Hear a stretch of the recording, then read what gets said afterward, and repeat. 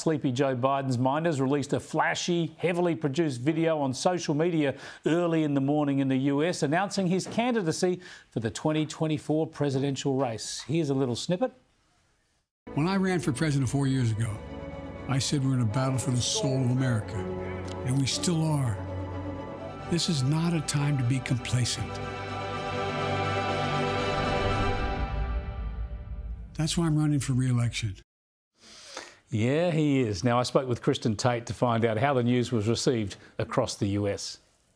Yes, well, of course, the media figures in the mainstream media are trying to act like this is, this very historic announcement, and he's going to build on the immense progress he's had in the last few years. But I think most Americans, they're not excited by this video. They're not excited by his candidacy, Chris, because really, when you look at the last few years, there is not one marker or measure of American life that is better now than it was when Joe Biden took office. There's not one thing that he can point to and say, hey, look, this aspect of your life is better now than it was a few years ago. Well, he then tried to inject a bit of energy into the re-election campaign by addressing a bunch of unionists. Have a look.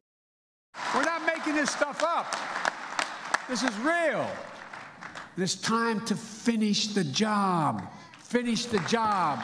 4 more years. 4 more years. 4 more years. 4 more years.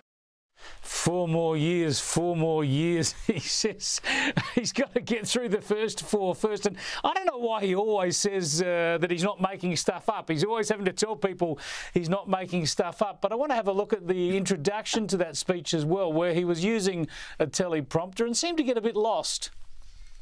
The Speaker, the former President, and the MAGA extremists are cut from a different cloth. They treat these folks, and they think they're a threat. They think that somehow we're going to go back.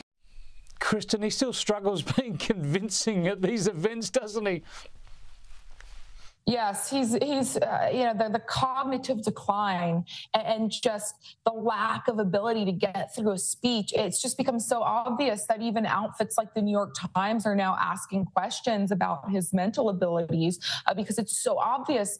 And before we went on air, I was looking at a recent poll, not a Fox News poll, a mainstream poll. This wasn't a conservative poll, showing that only 30% of Americans want Joe Biden to be president again.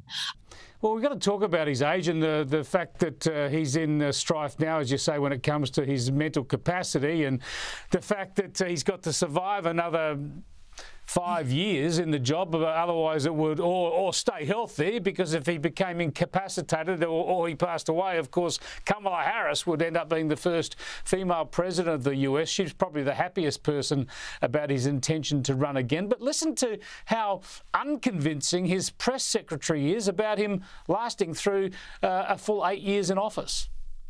Does the president plan to serve all 8 years? I'm just not going to get ahead of the president. That's something for him to decide. I'm just not going to get ahead of it. And there's a 2024 campaign. Anything related to that, I would refer you to that. That is just extraordinary. Karine Jean-Pierre, not even saying that if he wins again, he'll serve a full term. How is that a problem to answer that question? That is an astonishing answer from her, and it's actually quite terrifying.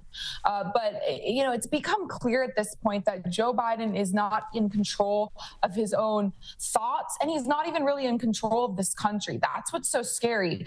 A lot of people are asking, who's actually making calls? That is very terrifying.